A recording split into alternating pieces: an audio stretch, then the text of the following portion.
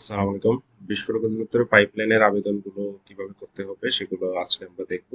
তো এটা দুইভাবে আমরা প্রবেশ করতে পারি আবেদনগুলোতে। একটা হলো বিস্ফোরক অধিদপ্তরের ওয়েবসাইটে যাওয়ার পর অনলাইন আবেদন মেনুতে গিয়ে আমরা সেবার তালিকা দেখতে পারি। সেবার তালিকা থেকে আমরা ওখানে যদি নিচের দিকে একটু যেতে থাকি তাহলে দেখা যাবে এখানে পাইপলাইন সংক্রান্ত 24 নম্বর সার্ভিস, যেটা এখানে ক্লিক করলে সরাসরি আমাকে আবেদন ফর্মে নিয়ে যাবে। অথবা আমরা মাইগভে যেতে পারি, মাইগভ থেকে মন্ত্রণালয় বা দপ্তর ভিত্তিক তালিকা থেকে আমরা এটা খুঁজে নিতে পারি। জ্বালানি খনিজ সম্পদ বিভাগ, বিস্ফোরক অধিদপ্তর, তারপরে হচ্ছে এই পাইপলাইন।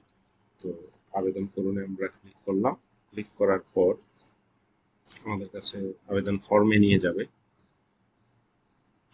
এই আবেদন ফর্মে আসার পর এখানে যা আছে এটা এখান থেকে বিস্ফোরক অধিদপ্তর বাছাই করব। এখানে অন্যান্য কার্যালয় থাকবে না, কারণ পাইপলাইনের আবেদনগুলো শুধুমাত্র ঢাকা অফিস থেকেই প্রসেস করা হয়। এই এখানে যা আছে আমরা সেগুলো পূরণ করব। তো এখান থেকে আমরা কোম্পানির নাম লিখবো, কোম্পানির অবস্থান, আবেদনের উদ্দেশ্য বাছাই করলাম। এখান থেকে আমরা একটা বাছাই করব, বিভাগ, জেলা এবং হচ্ছে উপজেলা আমরা বাছাই করব। করার পর পাইপলাইনের দৈর্ঘ্য আমরা লিখলাম 18 মিটার আমরা দিলাম। পাইপলাইনের ব্যাস আমরা দিলাম 8, দৈর্ঘ্য ব্যাস আমরা দিলাম ইঞ্চি, চাপমাত্রা 140। এটা দেওয়ার পর আমরা স্বাক্ষর আপলোড করব।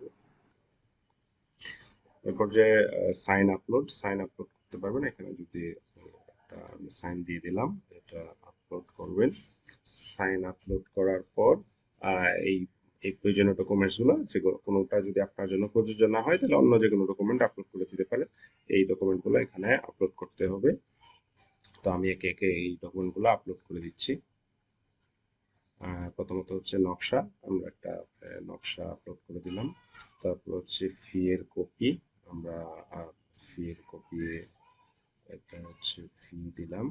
ভ্যাটের কপি আমরা এখানে ভ্যাটের কপি দিয়ে দিলাম।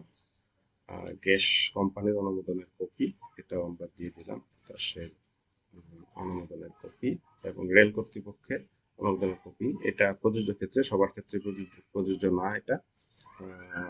তারপর এটা আমরা তিতাসেরটা এখানে দিয়ে দিলাম, এটা আপনার জন্য যেহেতু প্রযোজ্য না। অন্যান্য আর কোনো কিছু নাই, তাই এই পর্যায়ে আপনি আবেদনটা ক্লিক করবেন। ক্লিক করে এটা এখান থেকে সাবমিট করে দিবেন। তো এইভাবে আপনি পাইপলাইনের একটি আবেদন করতে পারেন। করার পর আপনি আবেদনটা এখানে দেখাবে, আবেদনটা গৃহীত হয়েছে। এখানে ক্লিক করার পর এখানে কার্যক্রম থেকে আপনি অবস্থাটা যাচাই করতে পারবেন। আপনাকে যদি কোনো চিঠিপত্র দেওয়া হয় তাহলে এখান থেকেই এটা ডাউনলোড করতে পারবেন এবং জবাব দিতে পারবেন। কোয়েরির যদি কোয়েরির জবাব দিতে হয় সেটা আমি অন্য একটা ভিডিওতে দেখাবো। এখানে আরেকটা বাটন আসবে আবেদন সংশোধন, তার মাধ্যমে আপনি জবাব দিতে পারবেন। Thank you.